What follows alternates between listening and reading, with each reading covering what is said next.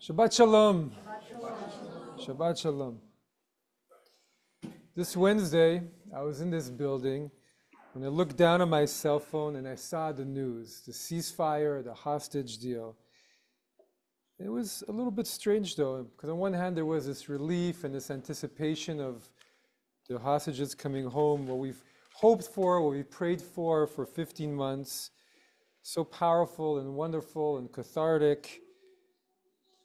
And yet it was not this straightforward reaction on the other hand. It wasn't just celebratory.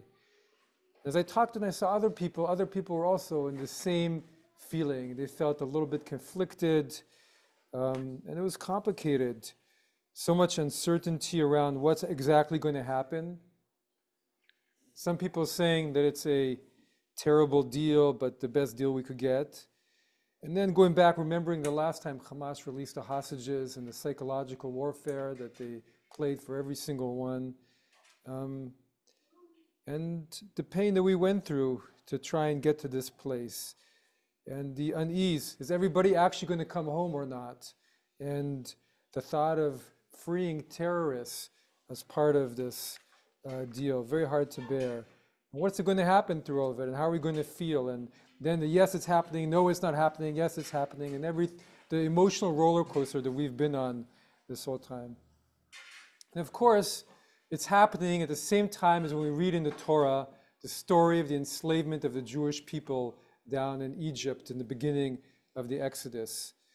And how they became mired in darkness and oppression and slavery, and they called out to God to save them from their crushing labor at the hands of the Egyptians.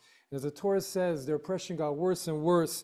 It was beparech, is the word in the Hebrew, just the harshest oppression you can imagine.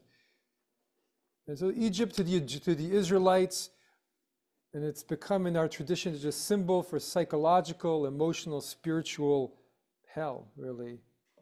On some level, not so different from the hostages, right? And one level, there are differences. So the Israelites, as we recall, whenever we do Passover, their descent into slavery was slow. They began with Joseph, everything was going well, and then one measure at a time, their fate declined. The hostages were taken one terrible day 15 months ago. It's the same hell, and I think we all felt from the very beginning of this, after we heard the news of their taking, that the situation was going to be psychological, physical, spiritual hell for them. A place where their life just hangs in the balance every day. It's unimaginable. And so we've been praying every week this prayer in synagogue, an ancient prayer for Jewish captives, millennia old, that God should release all our captives from captivity to redemption, from darkness to light, now, soon, hashta, bagala. And this is how we felt, that this was cosmic. This wasn't just a situation, this is a sense of sheer evil of what was happening to them. And now we wonder, how's it going to happen? What condition will it be? And so funny, we watch the movies about the Exodus from Egypt. It's always this moment, they leave Egypt and everybody's leaving and there's this transcendent joy and happiness. Finally, it's come. They blow the shofar or the horn and everybody's just happy we're leaving Egypt. But if you actually read the text, it wasn't so simple. The Midrash says a lot of them actually stayed in Egypt, and they weren't out of it yet. They had to march to the borders. They had to leave Egypt. There was all this uncertainty. They'd been there for 400 years, and leaving the towns where they were was just the beginning. They had to still cross the Red Sea. That was really when the Exodus happened. But on the other hand, that night was the night. That's the night we remember at Passover. That was the night when it happened. That was when freedom came and brought them from captivity. That's when redemption came across Egypt.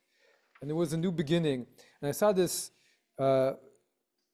comment online over the last few days from an Israeli journalist, Rachel Sharansky, who's the daughter of Nathan Sharansky. And what she said at this moment is a little bit like a birth.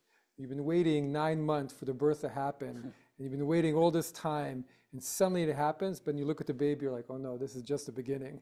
There's so much more that's happening. And so this is really a new beginning, a new moment with its own challenges and difficulties and uncertainty. And we have to take the steps that we can. And I want to end with a prayer by Rabbi Evan Schultz, who wrote, if they are alive, Dayenu, enough.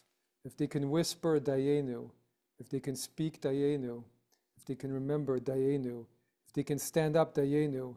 If they can hold, Dayenu. If they can love, Dayenu. We don't know whether or not they can, but we know that we will love them, and we love them and their families. We pray to walk together to the next stage of our freedom. Shabbat Shalom. Please rise for